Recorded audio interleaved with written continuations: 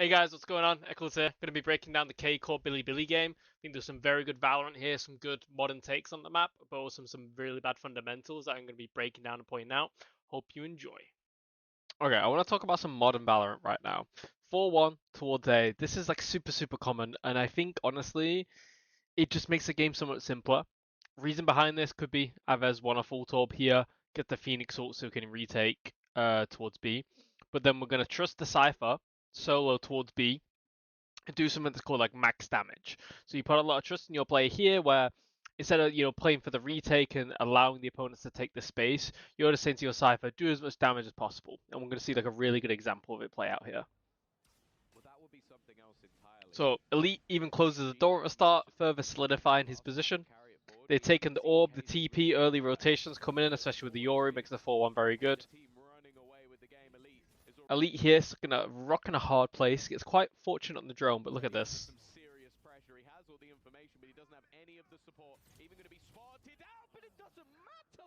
And like this is like why the value of having like a Scythe actually playing on the site instead of like playing offside and play retake and perfect Valorant. Like if he does damage, even if he only gets one here, with the advantage of the Phoenix ult still highlighted, it allows them to have like a chance into the retake, because if all 5 attackers are alive, say Levius and Russia are alive, they have smokes, they have paranoia, they have tripwires, they have all this like value, then a 5v5 retake is always going to be scrappy and a disadvantage for the defenders. But because he gets his kills, does damage, in this case he gets 2, now it allows for the standard retake protocol. K-Corp always retaking free market, generally with a crunch, but with the Phoenix ult they can brute force it, allows them to get the space, and obviously now they have this space, they can do the crunch into the retake. So nice round here from K-Corp. And like even here, it gets cancelled by the Neon, but it's fine. It's the Phoenix ult. Alright, we just wait, take our time. Yori's playing the Forbidden Death. Yori's playing super safe here because obviously don't want someone pushing CT to call the Yori. Then the attackers have this space, and then the defenders are left with Market, and then they're gonna get crunched. So very good heads-up play from the Yori. Droning back into Market, and just look how impossible this is gonna feel for Billi. They're forced to take a fight somewhere. But K-Corp know this, and they're not giving them any.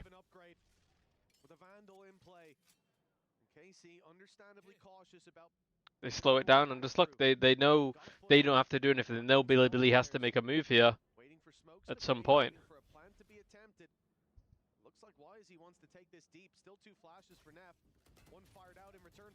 And the double flashes come in. And it's a great retake. Very nicely planned round. Perfect macro here from K-Corp. Okay, in this round, I want to highlight Billi's lack of like a goal within this default, right? I'm going to run this round on 2x speed. We recon mid, we smoke top mid, we knife market, boom. Instantly, mid is clear. Sure, we're shooting the door from here, but instantly we know we can run up here. K-Corp doing the same 4-1 they've done before. They deposit the Euro on the A line, then come back ready to solidify middle. Which, sure, that's all fine, well and good. We don't want to be maybe caught off by this. We've been back middle here. But look at the problem of what happens, right? They drone mid, and they see that we've not taken middle, right? So now, Billi, we need to pressure them back. Otherwise, like, we think they control the space. So we do a little smoke. Do a little smoke top mid here to deny them the space. We could easily walk back in here. Just like, okay, it's good, right? We've denied the space. We've baited out a drone. We've taken B space. We've got a deep trip on B. So, as Billi, so far, they control B main and probably middle, right? But the problem is with this, guys, and this is like what needs to be seen, is like, let's watch the Silver here. Silver comes up to middle, drones market, right? Putting pressure towards market. However, is this actually pressure, right? They've got a tripwire here. They've got a camera here.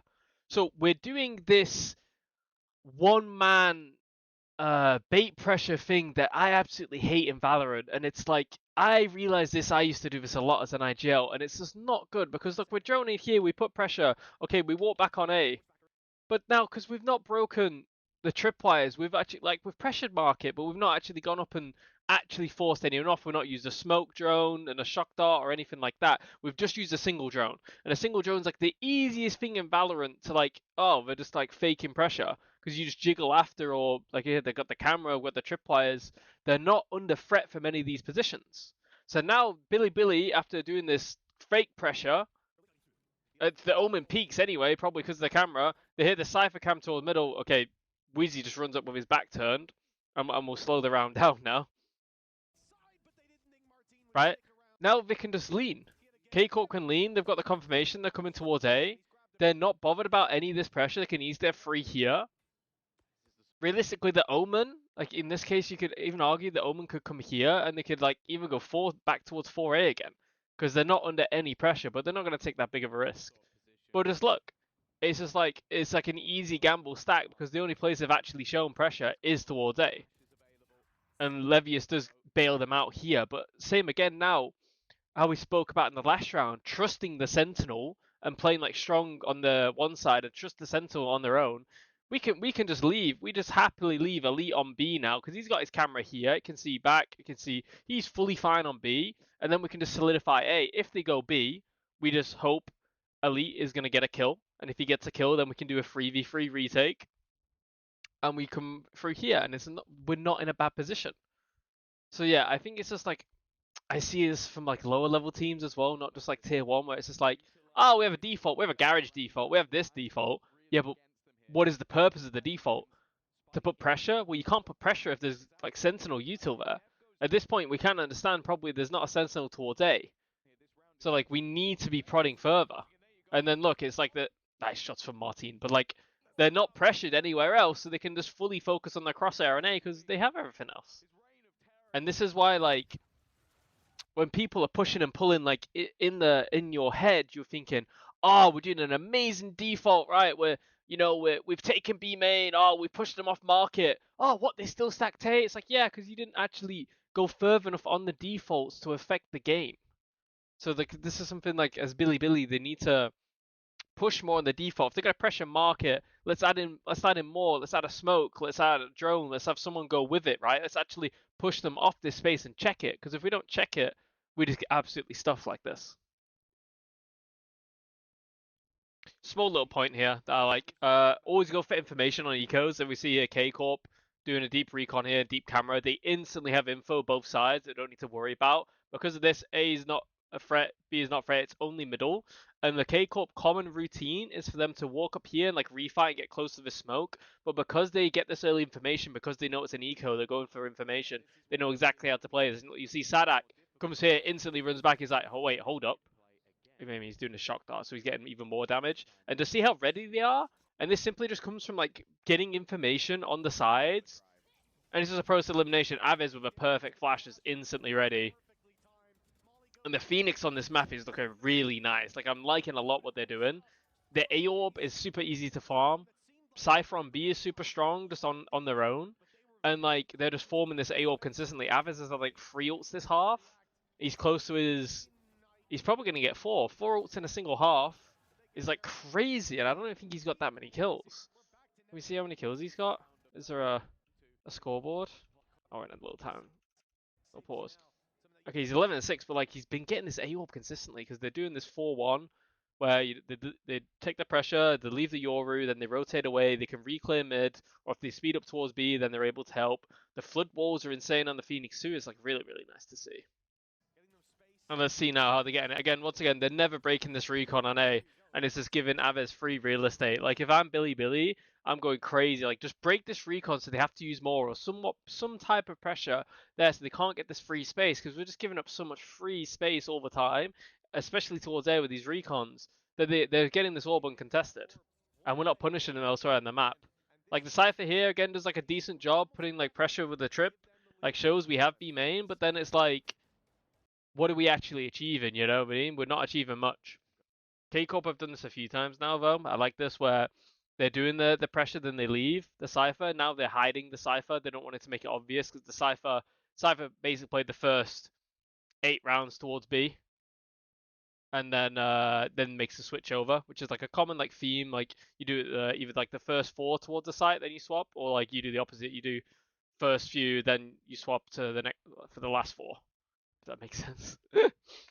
But it's nice that they change it up, and once again they're in towards middle. This Phoenix makes it super strong towards middle.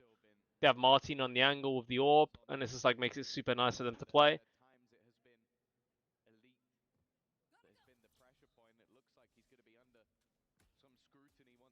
Yeah, we're kind of content playing offsite here. I think we're just anticipating like the reason for this is like we've put enough pressure towards A consistently that they might not expect the cipher, so we can get our chips on value. But they're taking the space here now. It's like a good call. Like okay, like they've shown their move. They took elbow. They jumped up, broke camera. Now we're gonna trade space somewhere else. And here basically the objective is to look for the lurker. Like you're not looking to meet 5 enemies in middle. We're literally just looking. Okay, right, they're taking A space. We can't really get here. So let's trade space middle, look for the lurker. If we can kill the lurker, make it a 5v4, it makes the retake and everything so much easier, whether that's the Omen, the Cypher, whoever might be lurking. And then once you get this first kill, then you can build from there, because the 5v5 is always going to be hard. But unfortunately, he doesn't get it. And then the ult comes in. But look at the pressure here, because now with another Cypher's here, it just delays for so long. Flood comes in, they're playing well. Oh, so unlucky. Oh! But honestly, like, I like what K-Corp are doing. Like, Sadak, Eng, and Zeish, like, really, really smart people, knowledgeable people of the game. So, like, what they're doing so far on the defense is really nice. Okay, so I spoke about getting information on eco rounds, and information's what win it. Let's, like, look towards the Phoenix here on A. Gets a smoke, does a wall, walks up, camera as well. Has 3 bits of utility here, and this is what I spoke about before. Using more than one piece of util, like when they were drone in market, it's not enough here. Wall, smoke, camera. It puts more pressure and enables more things, also denies more information. And now look at this. These had the perfect setup on B, and they instantly move out of it because the Phoenix just instantly got space. But if they stayed in the setup, they would have actually destroyed these guys. But because Aves is being aggressive, he's being brave, like, you can win 4 versus 5 on eco, and like, I mean, actually, K-Corp's buy is a little bit too low here. Like, 1 rifle, this is kind of crazy, but I guess they're just going for the information. This from Aves is good, because look now, like, it's gonna make them kind of have to rotate. And like, because he's gonna walk out and decide, he's like, guys, A's clear, I have A, we can just come back. And this is like what I like, because it's aggressive on eco, because I hate when teams play like super passive. The worst thing I think you can do on eco is just sit and hold and do nothing for like 30 seconds. Then you've only got like 1 minute 10 to play with. And if you don't want to make it obvious, you're gonna have to do 2 steps, so maybe take B control, take middle, then go towards A. Like if you don't want to like fall into the stack. So taking the space aggressive and earlier here enables us now, okay, minute 10, we can run back from B, but say this took an extra 30 seconds, we're on 40 seconds now, it's like, oh, 40 seconds, do we run back? What if there's people middle? What if we get caught off guard here? And this is where people start to lose eco, so I really like this from K-Corp. And I assume they're gonna run over towards A here.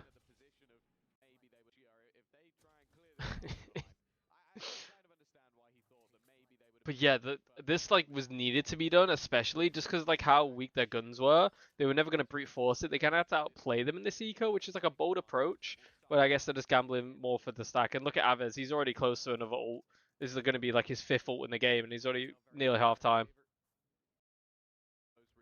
Once again, K-Corp just understanding the map well, allowing Martin to walk up on A. The Ori TPO wasn't able to put pressure and potentially bait out util. He gets the kill here in Russia. But this is the thing that I hate. So you know how I said like you can win 4v5 here, like you have a 4, you're 3 towards B, KO towards A, okay? Maybe they have a time and we only saw 1 though, so I'm not too bothered. We have a tripwire 2. So KO just needs to watch this side here and we're chilling on A. And we can take the gamble towards B, maybe we refight mid, we retake B main, or we just gamble stack. Those are kind of our options. But this is what I hate. When people try to be like the hero, when there's better opportunities available, you're playing as a free here, and Wheezy just goes, you know what, I'm just going to walk into B main. Instantly. Like, instantly. And it's like, you've gone from, okay, 4v5, maybe not winnable, like, what is it, like a 70% conversion, you're going to lose it. And then, but 3v5, it's like, oof. Like, I'm not bothered about retaking B main, that's fine, but like, your Sova, your Cypher's here. Let's just like, make sure, you know, like maybe we have a 3v3 in B main, and we can win that trade, and then, you know, we kill them 3, we have 1 left, and then it's 2v2. Sorry, hard maths. But then it's like, yeah, we could just do that, but no, we're just gonna walk in and versus bonus. I mean, they have like full buy because they full ecoed second round, but like essentially you're playing versus their bonus, and it's just gone already. It's quite disappointing to see. But now K-Corp understand, okay, well, with Pressure Day, there's a certain timer before they're going to re-clear this or do whatever. But we have an advantage now, 5v3. Even if there's 3 of them on B and they execute correctly, they'll win this round majority of the time. So just like an easy call is, okay, we have B main space, we have numbers advantage, let's just execute and go together. And also have the Phoenix ult to secure it as well. Avis can take space. His 5th ult of the game, by the way. 5th ult of the game. And he just clears market for free. And that enables his team to take more space backside. Okay, then maybe skip a step there by, trying to push CT before the bomb's down. But and look now, these are instantly off the site. Sure, they do a different plant, but still planting here and playing it like in main is like okay, because the spam line is super easy. It's just on the wall. But look now, these aren't gonna fight too early. I mean, they're just holding the angle together, so it's fine. They have advantage. But like, they're not playing like close up here, like forcing the fight every single time. They're like, okay, bomb's down. We're gonna play for the bomb, right? And if things go wrong, you miss your shots, you can still fall back and play the bomb. Whereas Billi were all in committed every single time. Okay, and this is the round everyone's been that I saw today that made me want to watch this game. This just shows one bad peak. All it takes is one good shot to win. A famous coach once said this. Can't say who. Nice shot. He's low HP, so he should be getting the info anyway. But like this here, everyone's running. Don't run, just hold. Like if you're the one here, Levius just needs to chill and hold. These two can chase. He's just controlling the angle. You don't want to be moving when you're holding for someone, because like if you're moving, you've got another action to do. You've got to stop. But if you're stopped, you can just shoot. So like, and I'm not saying bad shot, nice shots, but like, then even these two at the end, like it's just one by one, and when you're versus someone like Soigetsu, they're gonna punish you. And we're playing at the top level. We're in like Esports World Cup, like a World Cup or something. You know what I mean? It should be like high level, and we're just like running at them like it's a rank game. And Soigetsu punishes them here, and this just shows like the discipline, all that kind of stuff, the teamwork, controlling people, all this kind of stuff, really matters. But yeah, I'm gonna call it there because my videos do get too long. I like to ramble. Okay, guys, hope you enjoyed that video. Gonna be making more during the Esports World Cup. I'm about to launch my Metafy. I'm gonna be putting that link in the description. If you like my videos, all kind of stuff, and coaching, I've got a lot of coaching experience. Former Tier 1 player. I coached in Saudi Arabia. I did like a university style course for 2 months. So whatever rank, it was from all the way from never played the game before up to Radiant players. I was able to coach them, help them improve. Yeah, looking to do it more. So yeah, make sure check the link in the description for my Metafy, and yeah, hope to see you soon. Thanks for watching.